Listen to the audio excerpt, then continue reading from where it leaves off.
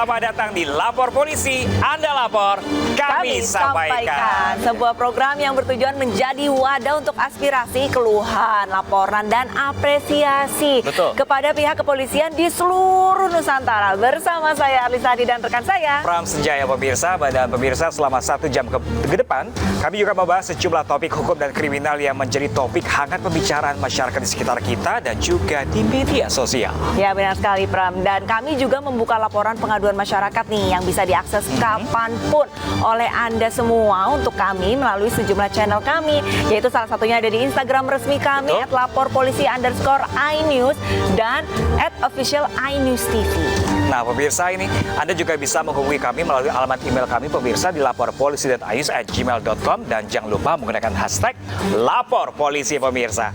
Dan pemirsa, kita awali informasi pertama hari dari informasi kecelakaan Arlista. Iya, benar sekali Pram. Dan ini pemirsa, dari Jakarta ini ada akibat pecah ban sebuah truk box pengangkut batu es terguling di tol dalam kota dari arah Pancoran menuju Cawang, Jakarta. Iya, kecelakaan ini mengakibatkan sopir truk mengalami luka-luka. Sebuah truk yang mengangkut batu es terguling di tol dalam kota kilometer 02400 Tol Tebet, Jakarta Selatan. Truk yang mengalami pecah ban terguling membuat muatan es kristal berhamburan ke jalan. Peristiwa ini bermula saat truk melaju dari arah Pancoran menuju Cawang. Tiba-tiba di kilometer 02400 truk mengalami pecah ban dan terguling. Nah pemirsa, ini tidak hanya itu pemirsa, sebuah minibus yang diduga melaju dengan kecepatan tinggi dari arah belakang menabrak truk yang terguling hingga ringsek. Sementara arus lalu lintas mengalami kemacetan hingga 3 km. Polisi dan petugas jasa marga pun mengevakuasi truk dan muatan batu es tersebut. Dan kini kasus kecelakaan tengah ditangani oleh unit laka lantas Polda Metro Jaya.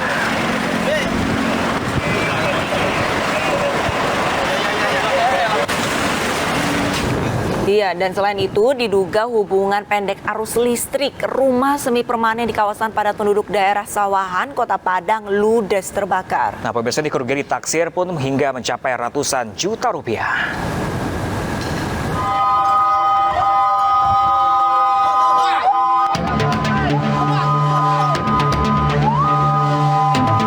Dua rumah semi permanen di daerah Sawahan, Kecamatan Padang Timur, Kota Padang, Sumatera Barat hangus terbakar. Dugaan sementara kebakaran disebabkan korsleting listrik dari salah satu rumah yang sedang ditinggal pemiliknya. Kebakaran sempat membuat panik sejumlah warga sekitar dan berusaha menyelamatkan barang-barang berharga mereka. Ini sepertinya terbakar adalah rumah semi permanen ya, dan itu ada 2 rumah yang terbakar, dan untuk data sementara itu penghuninya ada 7 kakak. 4 unit mobil pemadam kebakaran dikerahkan guna memadamkan api dan 40 menit kemudian api berhasil dipadamkan. Tidak ada korban jiwa dalam peristiwa ini, namun kerugian ditaksir mencapai ratusan juta rupiah. Dari Padang, Sumatera Barat, Budi Sunandar, iNews melaporkan. Ya, sebuah sepeda motor hangus terbakar di underpass Gandaria City, Kebayoran Lama, Jakarta Selatan. Nah pemirsa, sementara itu pemirsa, kebakaran juga menimpa kantor pusat pegadaian di kawasan Senen, Jakarta Pusat.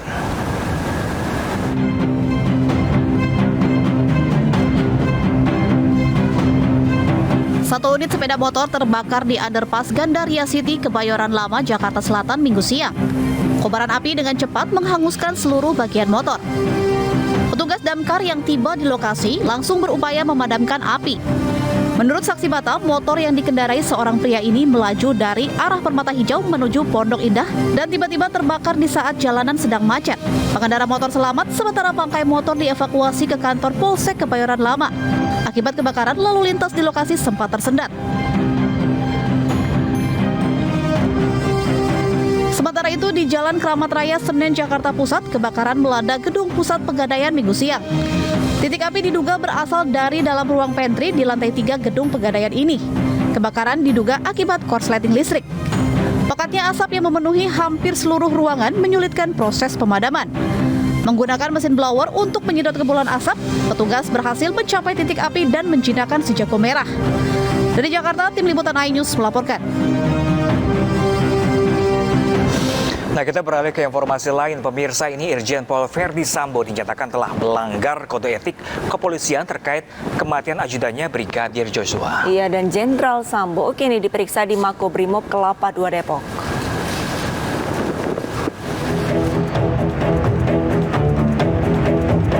Penyidikan kasus kematian Brigadir Joshua di rumah dinas Irjen Verdi Sambo berangsur menuju titik terang. Setelah kasus ini terus disorot masyarakat yang membuat kredibilitas kepolisian dipertaruhkan karena kronologi awal yang janggal, akhirnya Mabes Polri mulai menyasar sang Jenderal Sambo. 10 orang telah bersaksi kepada Inspektorat Khusus Polri dan menyatakan Jenderal Sambo diduga melakukan pelanggaran ketidakprofesionalan dalam olah TKP di rumah dinasnya. Penangkapan dan pemeriksaan etik Jenderal Sambo kentara lewat pasukan Brimob yang berjaga di Bareskrim Polri Sabtu kemarin. Usai pemeriksaan, sang Jenderal Bintang 2 ini pun langsung digelandang ke rumah tahanan Brimob Kelapa II Depok. Sudah memeriksa kurang lebih sekitar 10 saksi. Dari 10 saksi tersebut dan beberapa bukti, ya, dari Irsus menetapkan bahwa Irjen Pol FS ya diduga melakukan pelanggaran ya terkait menyangkut masalah ketidakprofesionalan di dalam olah TKP. Ya, oleh karenanya pada malam hari ini yang bersangkutan langsung ditempatkan di tempat khusus, yaitu di Korbrimop Polri dalam konteks pemeriksaan. Ya. Belum tersangka Ya? Ya belum. Kalau tersangka itu siapa yang menersangka? FS. Ya Bu, yang tersangka kan dari tim sus. Ini kan Irsus, makanya jangan sampai salah. Jadi Suasana Bareskrim Polri hingga sore ini masih lenggang dan tidak seperti kemarin. Belum ada informasi mengenai pemeriksaan terkait kasus kematian Brigadir Joshua. Sementara itu di Makobrimob Kelapa II Depok, penjagaan masih tampak normal dengan beberapa petugas yang berjaga di pintu masuk.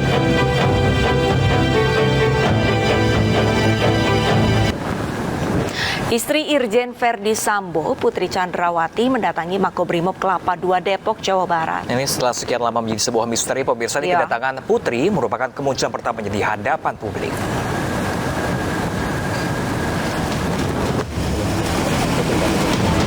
Sekitar pukul 17 Minggu sore, rombongan kendaraan yang diduga membawa Putri Chandrawati, istri dari Irjen Polisi Verdi Sambo, keluar meninggalkan rumah mereka di Jalan Saguling, Duren 3, Pancoran, Jakarta. Rombongan menuju Makobrimob Kelapa II Depok, Jawa Barat. Putri datang ke Makobrimob bersama anak pertamanya dan kuasa hukumnya. Menurut kuasa hukum, kliennya datang untuk membesuk Irjen Verdi Sambo, namun belum diizinkan bertemu. Kepada awak media, Putri menyampaikan ikhlas dan memaafkan atas perbuatan yang dialami keluarganya. Saya Putri bersama anak-anak. Saya mempercayai dan tulus mencintai suami saya. Saya mohon doa biar kami sekeluarga cepat menjalani masa yang sulit ini.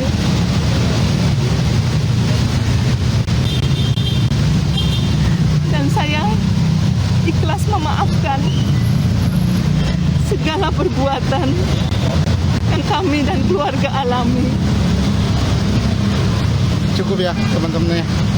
Terima kasih ya. Mohon maaf ya. Cukup ya. Tim kuasa hukum Putri mengaku sempat berkonsultasi dengan psikolog klinis sebelum kliennya datang ke Makobrimob. Psikolog telah memberi izin untuk Putri menemui suaminya yang ditahan selama 30 hari di Makobrimob Kelapa II Depok. Dari Jakarta dan Depok, Jawa Barat, tim liputan Ainus melaporkan.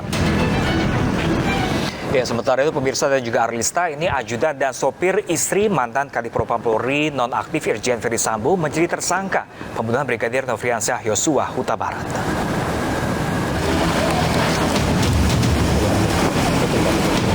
Tim Bareskrim Polri menahan ajudan dan sopir Putri Chandrawati, Barada RE dan Brigadir RR pada Minggu siang. Pernyataan ini diungkap Direktur Tindak Pidana Umum Mabes Polri Brigjen Andi Rian Jayadi. Penangkapan berkaitan dengan tindak pidana dalam kasus tewasnya Brigadir Nofriansyah Yosua Huta Barat di rumah dinas Irjen Verdi Sambo.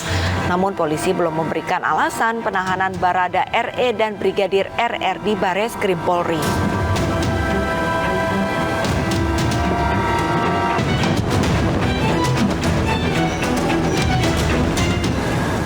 Ya pemirsa, dan Pram, ini tidak berselang lama setelah tim kuasa hukum Baradae menyatakan mundur. Baradae kini memiliki kuasa hukum baru. Nah, ini melalui kuasa hukumnya pemirsa, Baradae mengaku bersedia menjadi justice kolaborator dalam kasus kematian Brigadir Joshua.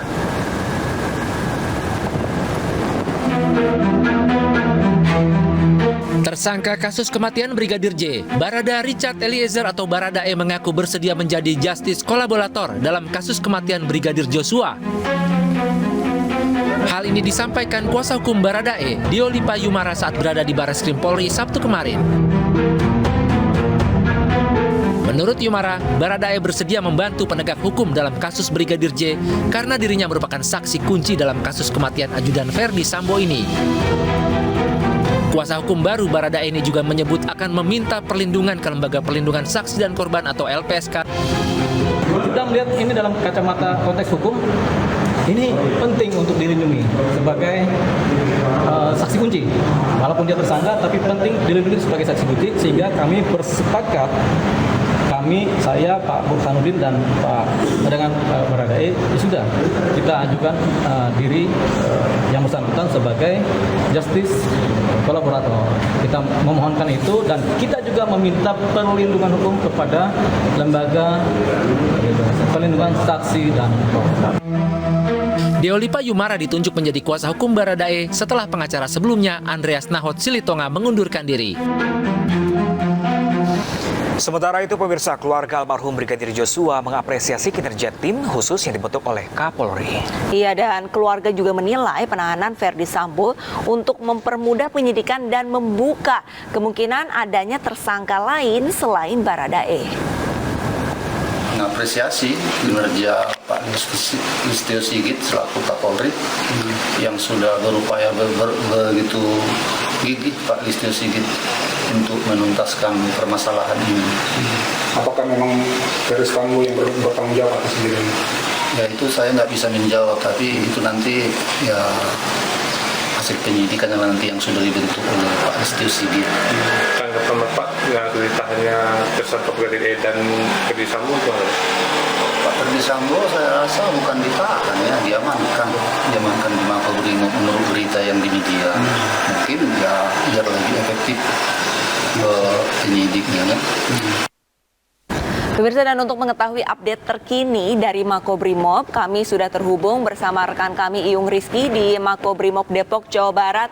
Selamat pagi Iyung, ini apa agenda hari ini di Makobrimob? Apakah ada pemeriksaan kembali terhadap Ferdi Sambo? Baik, saat ini saya sedang berada di depan Makobrimob Kelapa II Depok, di mana setelah kemarin adanya informasi bahwa Irjen Ferdi Sambo dibawa ke sini, rencananya hari ini pihak keluarga sama kuasa hukum Irjen Ferdi Sambo sendiri akan kembali datang ke Makobrimob Kelapa II. Namun untuk waktu dan jamnya belum bisa kami pastikan gitu.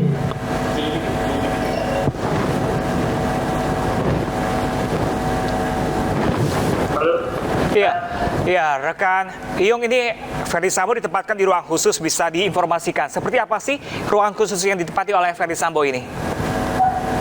Memang sejak kemarin kita belum dapat informasi terkait ruangan mana yang dipakai untuk memeriksa kode etik dari Ferdi Sambo sendiri. Di ruangan mana kita belum dapat secara pasti posisi dan ruangan khusus seperti apa yang ada di dalam Makobrimob itu sendiri. Gitu. Iyung, Ferdi Sambo rencananya akan dikurung kurang lebih selama 30 hari ke depan. Apakah ada rencana dari keluarga Ferdi Sambo ini akan kembali menjenguk nih di Makobrimob? Ya, kemarin malam memang dari pihak kuasa hukum juga dari si tertahanannya sudah datang ke Makobrimob Kelapa II. Namun dengan alasan mungkin karena jam besuknya sudah habis atau sudah terlalu larut malam, maka kemarin pihak dari Makobrimob tidak mengizinkan dan baik dari pihak kuasa hukum ataupun istri atau maupun anaknya bertemu. Dan kemarin disampaikan bahwa hari ini rencananya akan ada dari pihak kuasa hukum dan istri dan anaknya akan kembali untuk datang ke sini, namun kita belum dapat informasi lebih lanjut kapan dan jam berapa akan tiba ke lokasi ini begitu. Baik, rekan Yung, kami masih akan menunggu kabar terbaru dari Anda langsung dari Makobrimob Depok, Jawa Barat. Terima kasih rekan Yung. Sementara itu, pemirsa, polisi menangkap 2 pelaku pembegalan terhadap supir truk yang terjadi di wilayah Kembangan, Jakarta Barat. Ya, informasi selengkapnya akan kami hadirkan usai jeda. Tetaplah di Lapor Polisi. Anda lapor, kami sampaikan.